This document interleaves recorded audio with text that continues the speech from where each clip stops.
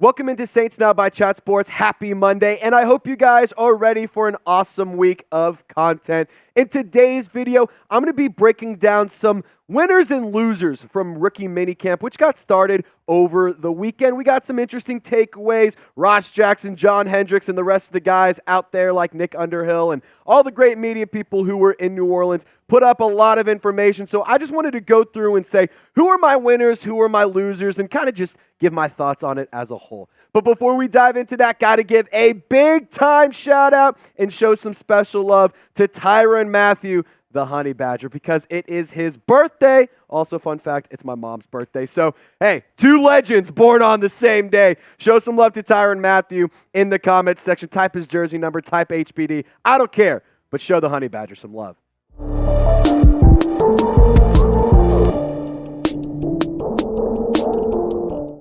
Now, it is worth mentioning when we do these winners and losers videos, obviously, it's very, very early on into the careers of a lot of these rookies. And to be honest, I don't really think that it's a real loser. There's no losers in this situation, but we're going to go with who's kind of stock up, who's kind of stock down. Just another fun segment we do here at Chat Sports. So let's kick things off with the winner, and that's quarterback Spencer Rattler. The Rattlesnake has been really going in New Orleans. And I'm not the only person who's excited about the Spencer Rattler era in New Orleans, but a lot of people are. Of course, we still have Derek Carr as a starting quarterback, but, in the near future, maybe Spencer Rattler could be the QB1. So he is shining throughout rookie minicamp. Again, credit to Ross Jackson and John Hendrix for a lot of this information because they had such excellent write-ups and went so deep into depth of what was going on out there. He's looking really confident. He's taken coaching from not just Klint Kubiak, but Andrew Janocko really well so far. And in terms of the play that you're seeing on the field and the production you see at practice, he's reading progressions and he's getting out of huddles cleanly. He's running the offense smoothly, and there has been a big-time focus on his footwork because that is something that he needed to improve on. And to be honest, I think that his attitude throughout all of this has been really good. And the overall takeaways just kind of, sum everything up for you, give you the spark notes, if you will. He's taking control. He's doing a lot of really good things for New Orleans, and he's been a very positive influence on the field. He's been playing really well. And on top of that, the decision-making has been good. He's had good passes. He's been 11 through 12 throughout Saturday's practice. So here's what Rattler said about minicamp. He said that the Saints playbook is much bigger. I was lucky to have a great offensive coordinator in Dow Loggins at South Carolina. Some of it is very similar, but I mean a lot more and a lot of new things I need to learn, but I'm enjoying it.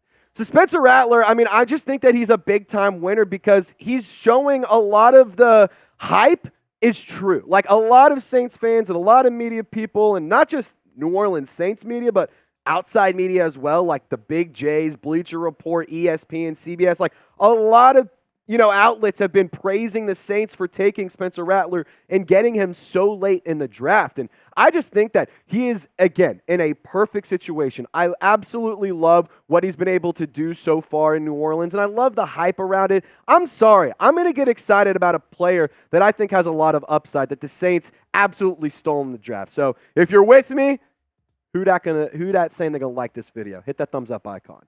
So a loser we have in today's video is Trevor Penning, and why I'm going to call him a loser, it's because of Taliese Fuaga. And I'm going to dive into more about Trevor Penning here in just 1 second. I got to give a big-time shout-out and a big-time welcome to Chubby's Shorts for being one of the newest sponsors here at Chat Sports. It's honestly a pretty cool full-circle moment for me. Back in high school, I was wearing Chubby Shorts all the time. I was rocking their swimsuits. I was rocking their shirts.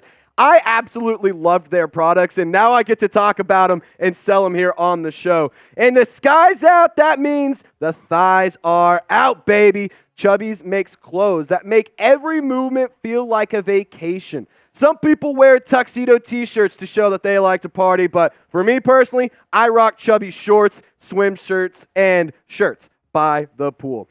at the bar or when I'm kicking it back with some homies trying to have a couple cold ones. So crack open a fresh beer and make any day feel like a Saturday when you use our code CHAT. That's code CHAT to get 20% off when you visit chubbyshorts.com. Now, I want to show you this cool little video. I mean, first of all, I'm looking dapper, but look at the flexibility. I got squats. I can jump. I got great movement in these shorts. They're flexible, they're comfortable, and they look so dang good. Now, I'm a dude who's got tree trunks for thighs because, I got the strongest legs this side of the Mississippi and a perfect dad bod build. But Chubby's is perfect to match my unique fit and style. With a variety of high-quality, everyday men's apparel, you can pick from the most comfortable shorts you'll wear all summer to swim trunks, pants, polos, and even button-down shirts. That'll have grandma praising how well you clean up and your girlfriend wanting to get down. Embrace the spirit of endless summer with Chubby's, the ultimate destination for bold, vibrant, and outrageously comfortable clothing. For a limited time, Chubby's is giving our listeners 20% off with your order with our exclusive code CHAT. That's code CHAT. When you go to chubbyshorts.com, you see the link at the bottom of your screen. It's also in the comment section and description of this video. Let the weekend begin, and hey, go get yourself some fresh gear.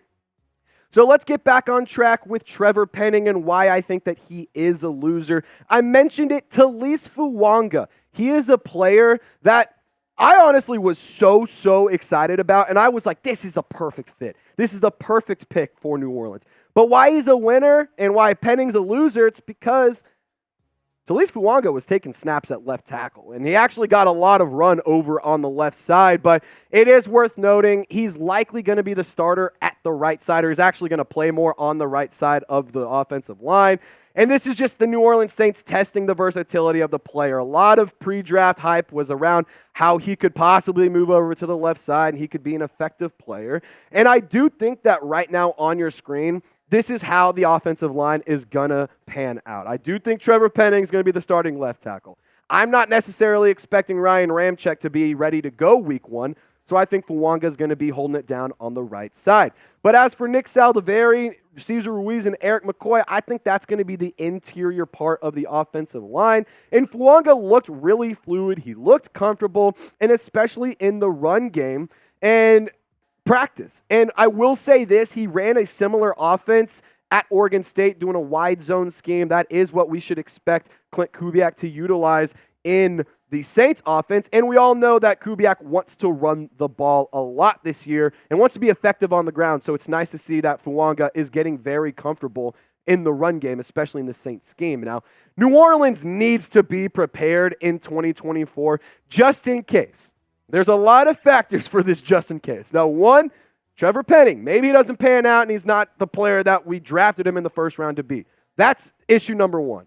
Issue number two, Ryan Ramczyk. He may not be ready to play week one. He may not be able to play week 2, 3, 4, 5, 6. You see what I'm saying? Like, you got to have him ready to go, and the Saints need options. They need to be prepared and not be, surprised if they can't roll with Ryan Ramczyk and Trevor Penning. If those guys can't start, you have to be ready to go.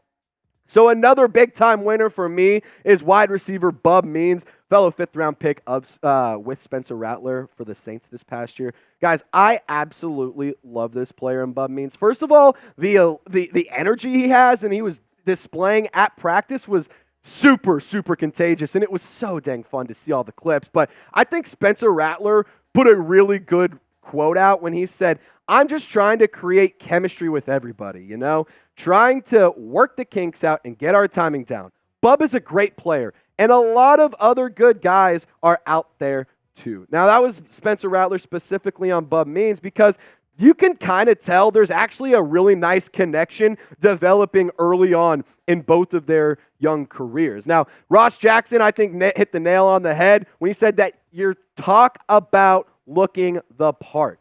Now, he looks like he could be an X receiver. He looks like he could be your Michael Thomas role replacement. He's a physical player. He works over the middle, and he really stood out his usage over the middle, especially on post routes. And he was able to come up with a lot of really nice catches. And the best play and the best throw from Rattler was a deep ball to Bub Means on a deep post route. I mean, hey, sound a little familiar? Quarterback hitting big-bodied physical wide receiver over the middle for positive yards. Sounds like it's been a scheme that's worked in the past for the Saints. But I've shown this graphic before. I'm going to show it again because I just think it does a really good job of showing, hey, Michael Thomas was great. The hand skills, the ball skills, the route running, all of that was stellar.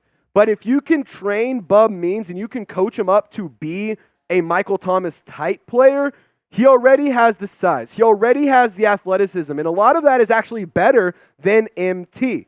I do believe that Bub Means could be the X receiver for New Orleans. At first, I was like, why not A.T. Perry? Why not give him some run? Let him try things out. But I also think that Perry is so dang good on the outside. Just let the guy beat you deep. Let the guy go and catch the jump ball and let him do his thing.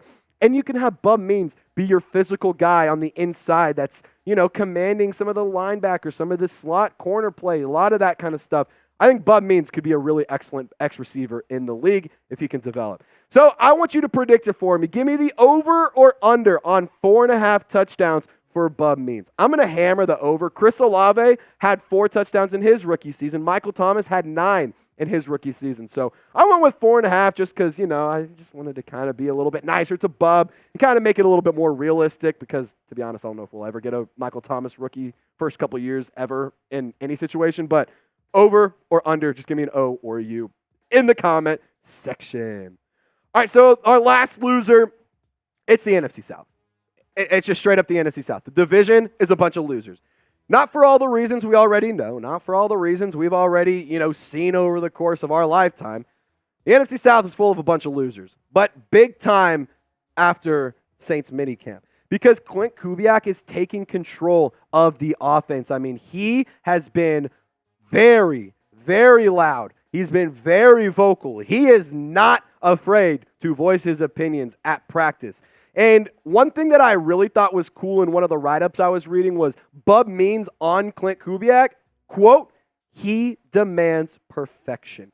He's been able to move around, get some, show some love, get some work with all the positions, but he's been very focused on the quarterbacks, which I think is a really, really good decision. And on top of that, he's very precise. He's very demanding. He's detail-oriented, and he's urgent. They're having a very fast-paced practice. They're moving around quickly. They're trying to keep the tempo high, which I think is a very, very good thing because it's so different than practices we've been, able to see in the past under Pete Carmichael.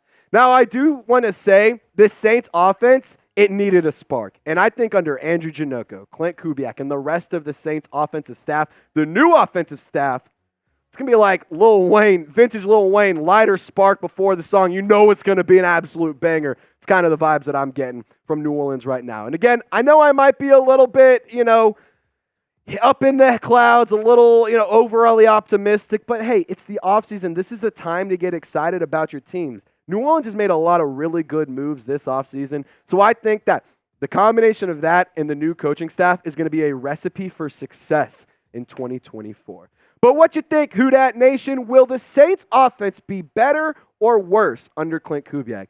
I'm not sure it can get much worse. It can, but I'm not sure it can get much worse. If you think it will, I disagree, but I'd love to hear why. If you think that the offense is going to be better, sound off in the comments section. Now, I will just add an honorable mention because he's just one of the most intriguing and exciting players throughout the offseason that the Saints have added. It's Dallin Holker, the tight end out of Colorado State, who was added as an undrafted free agent.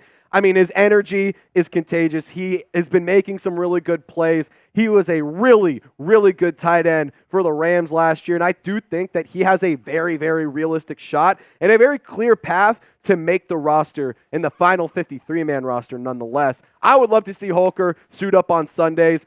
Love to see that flow out of the black and gold helmet. I mean, it would be absolutely awesome. So wanted to just show a little bit of love to Dallin Holker. Keep holding it down for the UDFAs, my man. All right, guys, just wanted to say thank you so much for tuning in to today's video. Be sure to subscribe if you haven't already for more Saints content. Without further ado, Who Dat Nation, schedule's coming out on Wednesday. We're going to be live. Y'all stay golden. We'll see you next time.